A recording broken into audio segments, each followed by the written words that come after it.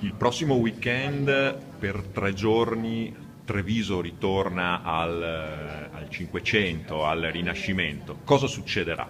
Allora, succederà questo, arriveranno dei lanzichenecchi, arriveranno delle truppe di difesa veneziane, li metteremo tutti sulle mura, avremo un mercato rinascimentale che viene da Montecchio Maggiore e avremo una ricostruzione di quello che era un angolo del 500 ai tempi della guerra della Lega di Cambrai, quindi si parla del 1510-1511. Queste persone interpreteranno la loro parte e ci sarà una guida sempre in abito rinascimentale che spiegherà alla popolazione o ai turisti che cosa succede, cosa succedeva all'epoca, come si viveva.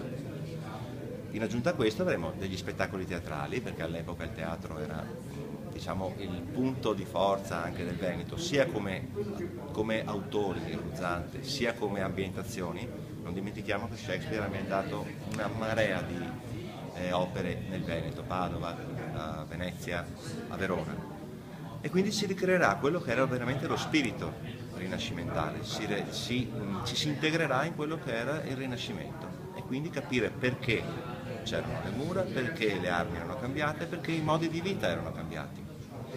Un'epoca di grandi cambiamenti, appunto, un po' come quella attuale. Diciamo di sì, nel senso che siamo a livelli veramente di una globalizzazione, chiaramente con i mezzi dell'epoca. Non dimentichiamo che a Villa Emo a Fanzolo c'è la prima rappresentazione in Europa sul bassorilievo del mais e si parla del 1510-1511, quindi facendo le debite proporzioni con i tempi, tempi per percorrere l'oceano. A Treviso, a Fanzolo, quindi nella pianura trevigiana, il mais era già rappresentato, quindi era già comunque comune, neanche 20 anni dopo la scoperta dell'America.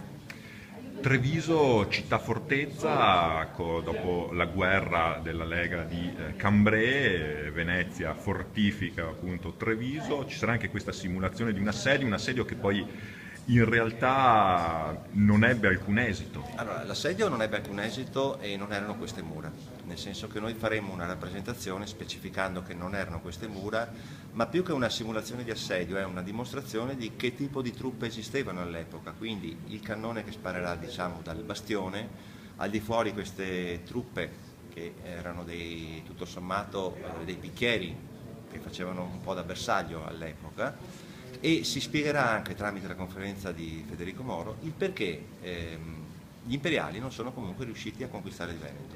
Primo, e se ne era già accorto Machiavelli e Guicciardini, la popolazione, cioè il contado, i contadini erano comunque dalla parte di San Marco, perché comunque stavano meglio che rispetto agli invasori.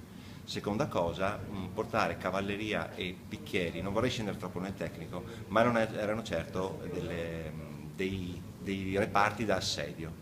Non dimentichiamo che le artiglierie pesanti dell'imperatore Massimiliano sono state imbarcate sul Piave a Feltre, più o meno, e gli zattieri del Piave, non vorrei usare il termine patriottico, però in maniera molto diciamo, legata al loro essere veneti, hanno fatto autoaffondare queste imbarcazioni permettendo ai cannoni di andare a fondo e non permettendo chiaramente agli imperiali di avere questi cannoni sotto le mura. Un'ultima curiosità: a guidare le truppe francesi che appunto tentarono questo assedio di Treviso c'era un generale, un nobile, un condottiero che poi è diventato famoso, è passato alla storia anche per altri motivi in realtà. Ahimè, poverino, è diventato famoso perché dopo morte, perché la frase finché è stato vivo, finché era vivo, se fosse ancora vivo creerebbe invidia, è diventato per un discorso grafico se fosse ancora vivo non sarebbe morto, se non fosse morto sarebbe ancora vivo, adesso la frase esatta non la ricordo. La Palisse, sì, che Jacques Chaban de la Palisse, che comandava le truppe francesi sotto Treviso, un gran condottiero, maresciallo di Francia è stato, e sotto Treviso cominciarono gli screzi con gli imperiali, con i ferraresi, con i mantovani, perché questi preferivano andare a saccheggiare, mentre lui, essendo nobile ed essendo comunque in Francia tutti i comandanti erano figli cadetti, mentre i tedeschi erano già un'impresa quella di creare delle truppe di lanzichenecchi, lui comunque aveva un concetto di guerra diverso. Ecco un altro cambiamento: la guerra non come impresa proprio monetaria. Il Dalviano era comunque un condottiero di Ventura, i tedeschi erano comunque dei condottieri di Ventura, Lui no, aveva un concetto diverso. Sanudo dice che i francesi non avrebbero mai attaccato di domenica, e così è stato. Però alla fine sotto Treviso, impantanati, ponte chiuso, il Botteniga allagato e tutto quanto, facevano la fame, a un certo punto ha detto io prendo e me ne vado.